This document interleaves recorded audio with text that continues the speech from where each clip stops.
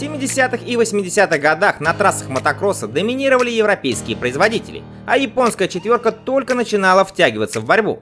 В 1979 году компания Yamaha принимает решение обновить свой мотоцикл открытого класса Yamaha YZ400 и сделать мощность нового двигателя больше похожей на немецкие мотоциклы Maika. Так на свет в 80-м году появилась новая модель Open класса Yamaha YZ465. И хотя двигатель выдавал 43 лошадиные силы, уступая в мощности мотоциклам KTM 495 и Maika 490, которые выдавали по 50 лошадок, модель оказалась лучшим диапазоном, которым было легче управлять. Новая Yamaha YZ465 вмиг стала популярной и получила много хвалебных отзывов как от гонщиков, так и прессы, став лучшим мотоциклом открытого класса 80-го года.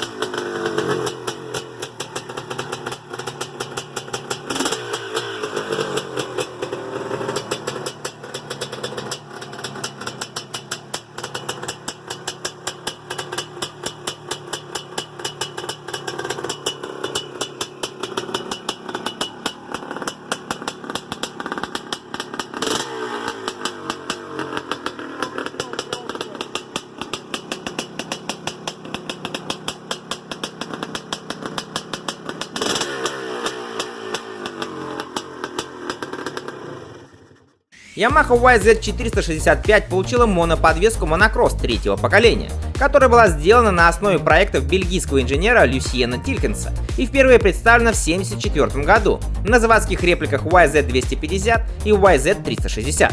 Моноамортизатор Yamaha произвел революцию в дизайне подвески, став серьезным стимулом для производителей и в конечном итоге опередил развитие кроссовых мотоциклов в конце 70-х годов. Однако в то время как большинству тест-пилотов понравился YZ465 80-го года, некоторые гонщики жаловались на его жесткую и резкую подачу мощности, что заставало их врасплох. Поэтому в 1981 году инженеры Yamaha сделали некоторые тонкие изменения, чтобы устранить эту проблему и в целом улучшить мотоцикл.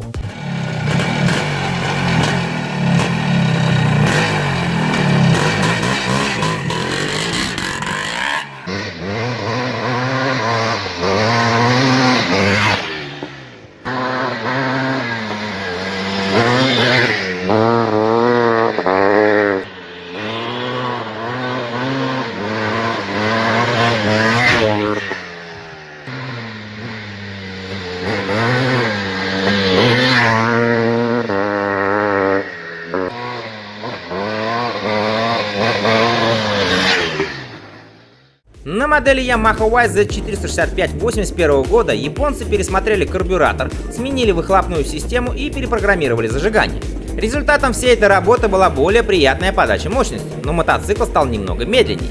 Новый двигатель теперь был с более широким крутящим моментом, а в середине диапазона взрыв мощности был не таким внезапным. На мотоцикле стало легче ездить, но это уже было не так волнующим для тех гонщиков, которые могли использовать взрывную мощность прошлогодней модели. Также Yamaha стала первым производителем, кто в 1981 году оснастили свои модели дросселем типа водоворот с боковым расположением тросика. Yamaha так гордилась своей новой игрушкой, что посчитала нужным добавить на первой модели прозрачную верхнюю часть, чтобы можно было увидеть, как кулачок крутится. С одной стороны, это было интересным дизайнерским нововведением, с другой способствовало гораздо меньшему количеству проблем с закусыванием тросика.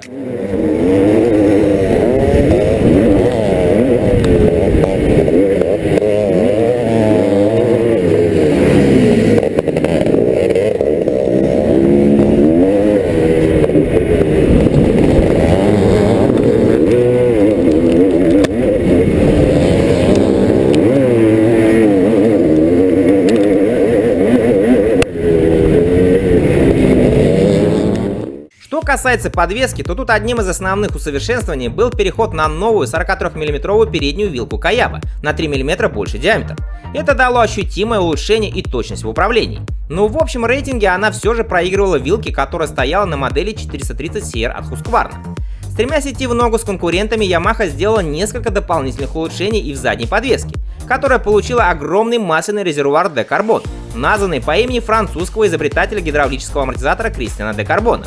Масляный резервуар способствовал охлаждению большого моноамортизатора и увеличению числа настроек отбоя. Большинство гонщиков считали подвеску очень надежной и соответствующей стандартам того времени. Конечно, усовершенствованная подвеска не могла конкурировать с производительностью и изощренностью замечательной системы Full Floater от Suzuki, но она была лучше, чем задняя подвеска Honda и Kawasaki.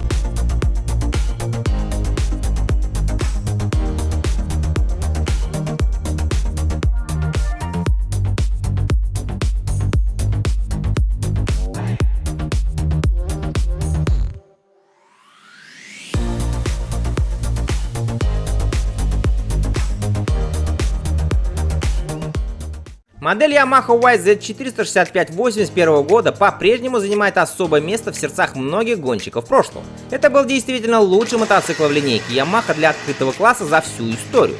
В течение 2 лет Yamaha была лидером среди всех японских конкурентов в этом классе. И на старте любительских гонок 70% мотоциклов были именно YZ465.